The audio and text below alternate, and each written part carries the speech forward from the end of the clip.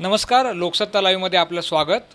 राज्यातील 10 महापालिका निवडणुकांचे निकालाचे कल यायला स्पष्ट व्हायला सुरुवात झालेली आहे.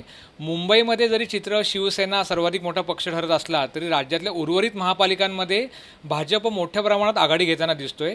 या सर्वाचं विश्लेषण करण्यासाठी आपल्यासोबत आहेत लोकसत्ताचे ज्येष्ठ पत्रकार दिनेश गुणे. गुणे सर, आपलं लोकसत्ता लाईव्हमध्ये स्वागत. एक प्रश्न पहिला असा आहे की भाजपला निवडणूक जिंकायची कशी याचं तंत्र अवगत झाले का असं तुम्हाला वाटतं का? म्हणजे 2014ची लोकसभेची इलेक्शन असू दे, 2014मधली विधानसभेची इलेक्शन असू दे किंवा आत्ताची ही महापालिका निवडणूक असेल, या तिन्ही ठिकाणी भाजपनं जिथं जिथं भाजपची सत्ता नव्हती तिथं भाजपने सत्ता मिळवण्याच्या दिशेने वाटचाल सुरू केलेली आहे. तर हे तंत्र भाजपला अवगत झाले असं तुम्हाला वाटतं का? हे बघा, विजयाचं तंत्र एकच असतं, ते म्हणजे सत्ता. भाजपकडे केंद्रात सत्ता आली आणि राज्यात सत्ता आली तेव्हा आपोआपच भाजपची सत्ता मिळवण्यासाठी भाजप तळागाळापर्यंत प्रयत्न करणार आणि त्याच्यासाठी राज्यातल्या केंद्रातल्या सत्तेचा वापर करणार. सगळे पक्ष हेच करतात. म्हणजे ज्यांच्याकडे राज्याची सत्ता असते, आतापर्यंत काँग्रेस आणि राष्ट्रवादीची सत्ता राज्यात होती तेव्हा जिल्हा परिषदा, पंचायत समित्या, सहकारी संस्था आणि अगदी दूध संस्था आणि विकास संस्थासुद्धा त्यांच्या हातात होत्या. जेव्हा सत्ता पालट होतो तेव्हा हे सगळे सत्तेचे मोहरे असतात. ह्या सगळ्या लहान लहान गट, हे जे स्थानिक स्वराज्य संस्था किंवा सहकारी संस्था, ह्या सगळ्या संस्था हे सगळे सत्तेचे मोहरे असतात. त्या ठिकाणचे ते सगळे सत्तेचं केंद्र जे असेल त्याला धरून राहत असतात.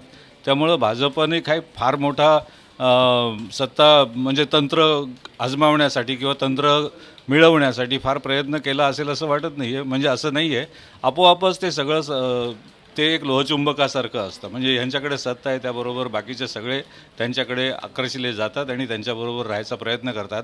आपल्याला हे दिसलेलं आहे महाराष्ट्रामध्ये की भाजपने पद्धतशीरपणाने सत्तेची केंद्र ताब्यात घ्यायला सुरुवात केली होती. सहकारी संस्थांपासून सगळीकडे कायदे बदलले, नियम बदलले, काही ठिकाणी प्रशासकांची नियुक्ती केली, असे अनेक प्रयत्न केले. आणखीन अगोदरचे सत्ताधीश कसे खिळखिळे होतील हे आत्तापर्यंत गेल्या 2-2.5 वर्षामध्ये अत्यंत पद्धतशीर प्रयत्न केलेले आहेत.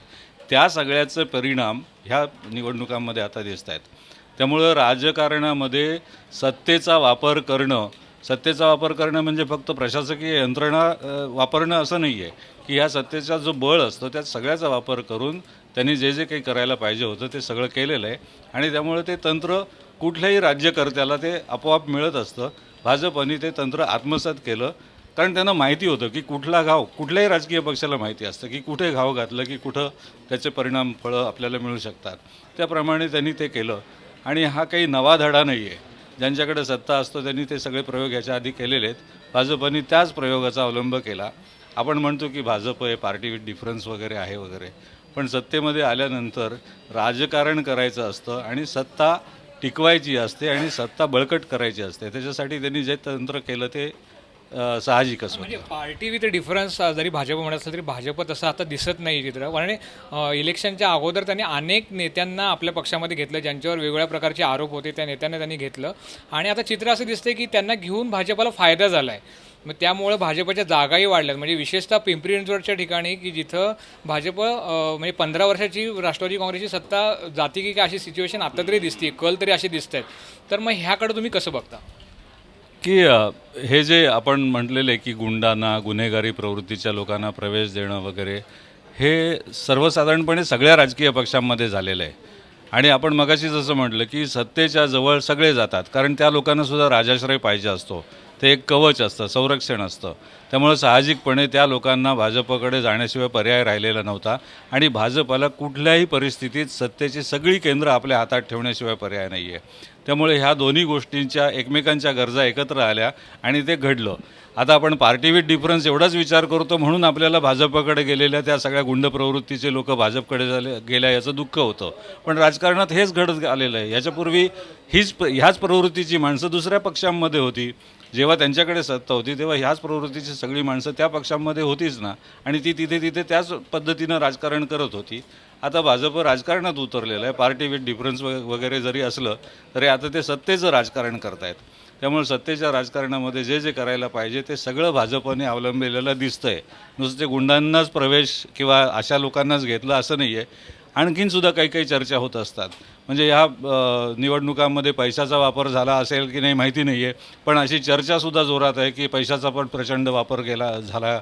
डिमॉनिटायझेशनचा खूप मोठा फटका राजकीय पक्षांना बसेल असा आधी अंदाज होता, पण ह्या निवडणुकीमध्ये प्रचंड प्रमाणावरती कुठल्याही प्रकारे खर्चाला कोणी हात आखडता घेतलेला आपल्याला दिसला नाही. आपण स्वतः रस्त्यावर पाहत होतो प्रचार. तर हे सगळे परिणाम असतानासुद्धा सगळीकडे सगळ्यांनी मुक्त हस्ताने सगळ्या आयुधांचा वापर केला आणि सत्ता असलेला भाजप किंवा सत्ता असलेला कुठलाही पक्ष जे करणार ते भाजपने केलं. एक काँग्रेस राष्ट्रवादीला फारच निगेटिव्ह पद्धतीने यश मिळालं आहे. म्हणजे अनेक ठिकाणी त्यांची सत्ता जाणार, राष्ट्रवादीची सत्ता जाते. मुंबईमध्ये काँग्रेसला फारच कमी जागा मिळत आहेत. तर ह्या पक्षांचं भवितव्य काय असेल, म्हणजे हे कल बघता ह्या पक्षांचं भवितव्य काय असेल असं तुम्हाला वाटतं? असं आहे की मुंबईमध्ये तर काँग्रेसनी पराभव स्वीकारलेलाच आहे. म्हणजे निकाल हातात यायच्या अगोदरच मुंबई काँग्रेसचे अध्यक्ष संजय निरुपम त्यांनी आपला राजीनामा जाहीर करून टाकलेला आहे. तो स्वीकारला जाईल, त्याच्यानंतर काय होईल त्याच्याशिवाय तिथे त्या पक्षामध्ये ब्लेम गेम सुरू झालेला आहे. म्हणजे खापर फोडण्याची स्पर्धा ज्याला म्हणू आपण ते सगळ्यांच्यात सुरू झालेलं आहे. त्यामुळं काँग्रेसनी अगोदरच म्हणजे मुळात निवडणुकीच्या रिंगणात उतरतानाच ते पराभूत मानसिकतेत होते. मतदानाच्या आदल्या दिवशीसुद्धा संजय निरुपमनी हेच सांगितलं होतं की हे सगळं खापर माझ्यावर फोडण्यासाठी ही तयारी सुरू झालेली आहे. आणि ते आपल्याला दिसत होतं. काँग्रेसमधली गटबाजी वगैरे हे मुंबईपुरतं चित्र होतं. अशी अपेक्षा होती की जिल्हा परिषदा किंवा स्थानिक स्वराज्य संस्थांमध्ये जिथे आजपर्यंत काँग्रेस आणि राष्ट्रवादीचा होल्ड होता, आणखीन त्याचं वर्चस्व असायचा, तिथे काहीतरी काँग्रेसचं अस्तित्व जाणवेल अशी अपेक्षा होती. पण आपण जे मगाशी म्हटलं की सत्ता ज्याच्या हातात असते तिथली सगळी पार्टी ते फिरतात, तसं झालेलं दिसतंय. त्यामुळे आता फक्त अस्तित्व टिकवणं आणि वाढवणं खूप मोठा संघर्ष आहे. काँग्रेसला आव्हान आहे. आपण काही लगेच काँग्रेसमुक्त महाराष्ट्र झाला वगैरे असा अर्थ काढण्यात अर्थ नाही आहे. तसं नाही होत ते कधी, कारण निवडणुकांच्या राजकारणामध्ये जे चित्र दिसतं ते कधीही पालटू शकतं. कारण आता मतदारांचं आपल्या अपेक्षा नसलेले सुद्धा निकाल कधी पाहायला मिळतात. त्यामुळं असं नाही होणार की ते पक्ष संपतील असं. पण अंतर्गत संघर्ष जर असतील आणि एकमेकांचे पाय ओढणं असे प्रकार जिथं चालत असतील, तिथं पक्ष टिकवण्यासाठी मतदार काही करू शकत नाही. त्यांना आपला पक्ष टिकवायला आपणच नेत्यांनाच काहीतरी करावं लागतं. तर ते त्यांच्यावर अवलंबून आहे. अजून एक म्हणजे राज ठाकरे हा फॅक्टर. म्हणजे 2012च्या ज्या इलेक्शन झाल्या होत्या त्यामध्ये राज ठाकरे यांनी खूप चांगल्या पद्धतीने यश मिळवलं होतं. म्हणजे नाशिकमध्ये तर त्यांनी सत्ता आणि स्वतःचा महापौरही बसवला होता. अनेक बाकी पुण्यामध्ये असेल, मुंबईमध्ये असेल, त्यांनी चांगल्या पद्धतीने जागा निवडून आणल्या होत्या. पण 2012शी तुलना केली आत्ताच्या कलांची तर असं चित्र दिसतं की मनसे फार काही आता चांगली कामगिरी करू शकले असं दिसत नाही आहे. तर मग ह्या सगळ्याकडे तुम्ही कसं बघता आणि राज ठाकरेंचं पुढचं भवितव्य काय असेल? मला वाटतं की गेल्या 5 वर्षामध्ये मनसेची जबरदस्त पडझडच होत गेली. म्हणजे जिथं मनसेची सत्ता होती अशा नाशिक महापालिकेमध्ये मनसेला गळती लागली. आणि म्हणजे एकमेव जे राज ठाकरेंनी ह्या निवडणुकीच्या प्रचारासाठी जे हत्यार वापरलं होतं, नाशिकचा विकास, ह्या हत्यारावरती राज ठाकरे या निवडणुकीत उतरले होते. पण गेल्या 5 वर्षात ज्या नाशिकच्या भांडवलावरती त्यांनी आत्ता निवडणूक लढवायचं ठरवलं, त्या नाशिकमधल्या प्रत्यक्ष नाशिकमध्ये मात्र मनसेचं अस्तित्व जवळजवळ संपुष्टात येत गेलं होतं. कार्यकर्ते आणि नेते यांच्यातलं संपर्क तर संपलेलाच होता जवळपास. कार्यकर्त्यांच्या हातात काम नव्हतं, त्यांना प्रोग्राम नव्हता काही. त्यांनी गेल्या 5 वर्षात काही केलेलं दिसलं नाही. म्हणजे 2-3 ती सिनेमाची काय त्यांचं ते खळखट्याक वगैरे असतं तसं सोडलं तर बाकी काही फार केलेलं दिसत नाही आहे. म्हणजे मतदाराला आश्वासन मिळावं किंवा मतदार आश्वस्त व्हावा किंवा मतदारांना आशेनं एखाद्या राजकीय पक्षाकडे पाहावं असं कुठलाच प्रोग्राम राज ठाकरेंच्या पक्षांनी वापरला नव्हता. ह्या निवडणुकीमध्ये मुंबईमध्ये मनसेला काही जागा दिसत आहेत. म्हणजे असं अस्तित्व संपुष्टात येत असतानासुद्धा म्हणजे खरं तर मुंबईतला बालेकिल्ला त्यांचा जो होता दादर भाग, तिथं तर ते भुईसपाट झालेले आहेत. तरीसुद्धा मनसेला काही हात मिळालेला दिसतोय. 10 जागा वगैरे आता आघाडीवर आहेत असं दिसतंय चित्र. तर हे मला वाटतं गेल्या आठवडाभरामध्ये राज ठाकरे म्हणजे निवडणुकीच्या अगोदरच्या आठवडाभरामध्ये राज ठाकरे थोडेसे सक्रिय झाले. त्यांनी काही सभा घेतल्या. दुसरं असं की एक इमोशनल अपील केलं गेलं राज ठाकरेंच्या बाबतीत.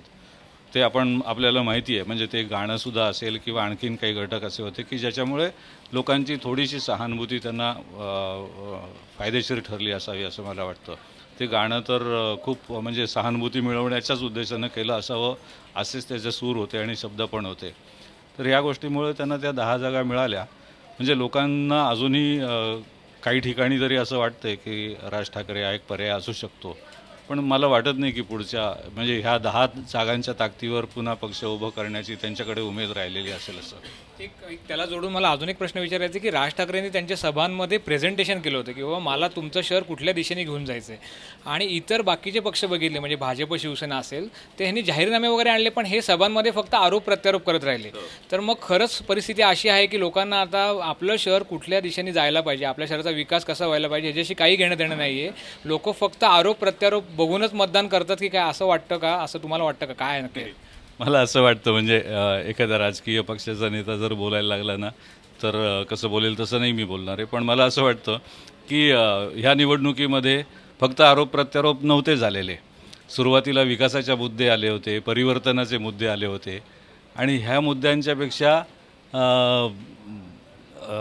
आता निकाल जे दिसत आहेत तर त्यामध्ये विकास परिवर्तन हे शब्द मागे पडलेले दिसत आहेत आणि आरोप प्रत्यारोपांच्या ह्याच्यावरती मतदान झालेलं दिसतं आहे.